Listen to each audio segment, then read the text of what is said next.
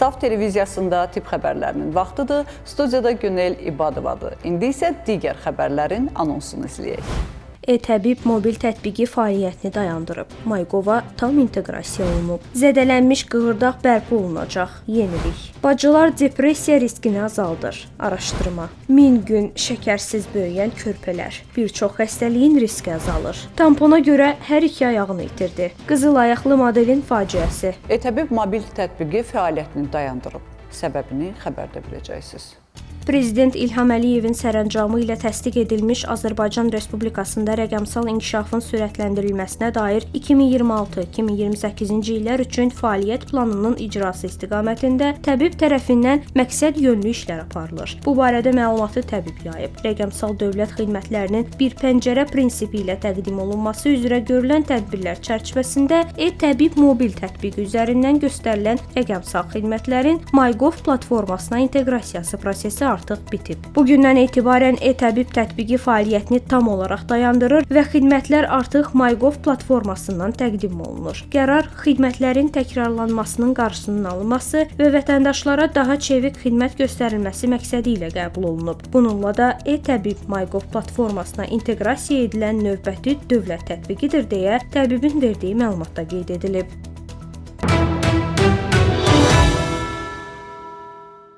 Təsəvvür eləyin ki, bir iynə vurulur və əvəzində zədələnmiş qığırdaqlar öz-özünə bərpa olunur. Bu fantastika deyil, elmin yeni inkişaf eləmiş səviyyəsidir.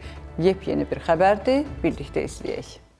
Zədələnmiş qığırdaq bərpa olunacaq. Stanford Tibb Məktəbinin alimləri oynaq qığırdaq toxumasının bərpası ilə bağlı araşdırma aparıb. Tədqiqat göstərib ki, yaşlanma ilə əlaqəli olan zülalı bloklayan preparatın inyeksiyası diz oynağındakı zədələnmiş qığırdaq toxumasının yenidən formalaşmasına kömək eləyir. Araşdırma zamanı preparat həm heyvanlar, həm də insan qığırdaq nümunələri üzərində sınaqdan keçirilib. Nəticələrə görə müalicədən sonra yeni və funksional qığırdaq toxumasının yaranması müşahidə olunub. Alimlər bildirib ki, bu üsul xüsusilə idman zədələrindən sonra yaranan osteoartritin inkişaf riskini azaltmağa kömək edə bilər. Mütəxəssislər qeyd edib ki, qığırdaq toxumasının özünü bərpa etmə qabiliyyəti çox zəifdir və bu səbəbdən diz zədələrindən sonra illər ərzində osteoartrit inkişaf eləyir. Yeni preparatın həm inyeksiya, həm də tablet formasının gələcəkdə oynaq protez əməliyyatlarına ehtiyacı azalda biləcəyi düşünülür.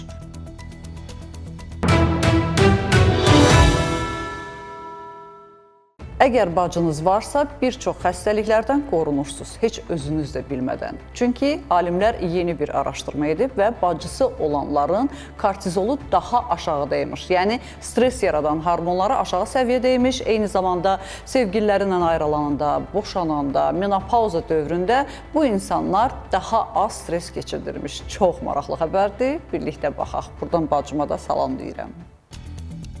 Bacılar depressiya riskini azaldır. Harvard Universiteti alimlərinin araşdırmasına görə bacı ilə yaxın münasibət insanın psixoloji və fiziki sağlamlığına müsbət təsir göstərir. Tədqiqat nəticələri göstərib ki, bacısı olan insanlarda stres hormonu hesab edilən kortizolun səviyyəsi daha aşağı olur. Hətta fərqli şəhərlərdə yaşayıb nadir hallarda görüşən bacılar arasında belə emosional bağ insanın özünü daha güvənli hiss etməsinə kömək eləyir. Mütəxəssislər bildirib ki, çətin və stresli anlarda bacı ilə qısa telefon danışığı belə insanın sakitləşməsinə təsir eləyir. Araşdırmada qeyd olunub ki, bacısı olan qadınlarda menopauza və boşanma sonrası depressiya halları daha az müşahidə edilir və onlar ağır həyat hadisələrindən sonra daha tez özünə gəlir. Mütəxəssislər bildirib ki, qardaş və bacılarla yaxşı münasibətlər ümumilikdə insan sağlamlığı üçün faydalıdır. Lakin araşdırmalar xüsusilə bacı ilə olan emosional bağın psixoloji vəziyyətə daha güclü təsir göstərdiyini vurğulayıb. Bununla yanaşı alimlər qeyd edib ki, bu cür münasibətlər ciddi depressiya zamanı peşəkar müalicəni əvəz eləmir. Ancaq yaxın ailə bağı insanın psixi sağlamlığını qoruyan mühüm amillərdən biri hesab olunur.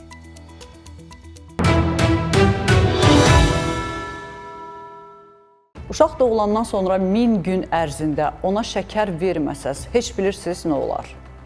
Bir çox xəstəliklərdən uzaqlaşmış olar. Hansılarından, niyə? İndi biləcəksiniz.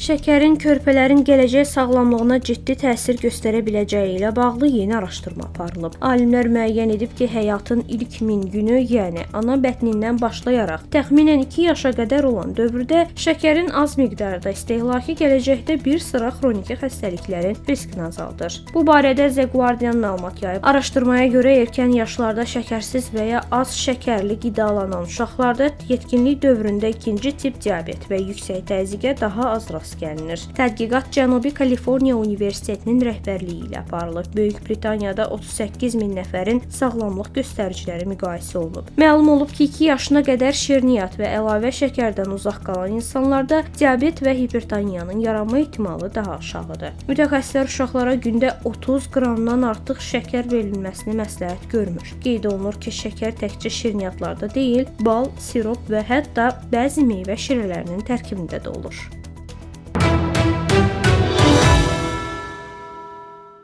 Menstruasiya dövründə istifadə olunan vasitələrdən istifadə edərkən çox ehtiyatlı olmalıyıq. Çünki mütəxəssislər bundan bağlı kifayət qədər xəbərdarlıq edirlər. Lakin bu dünya şöhrətli model hər iki ayağını tampondan doğru istifadə etmədiyinə görə itirib. Maraqlı xəbərdir, baxaq, maariflənək.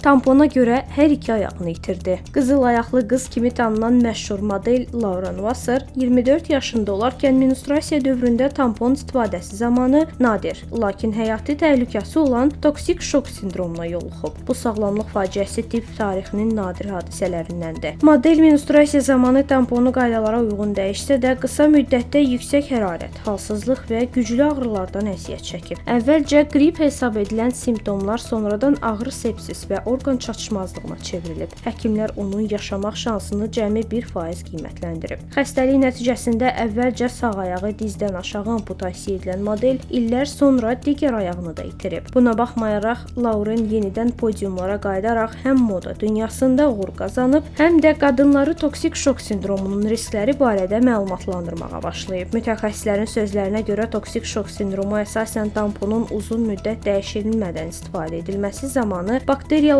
sürətlə çoxalaraq qana keçməsi nəticəsində yaranır. Bu vəziyyət ağır infeksiya, qan zəhərlənməsi və hətta ölümə qədər gətirib çıxara bilər.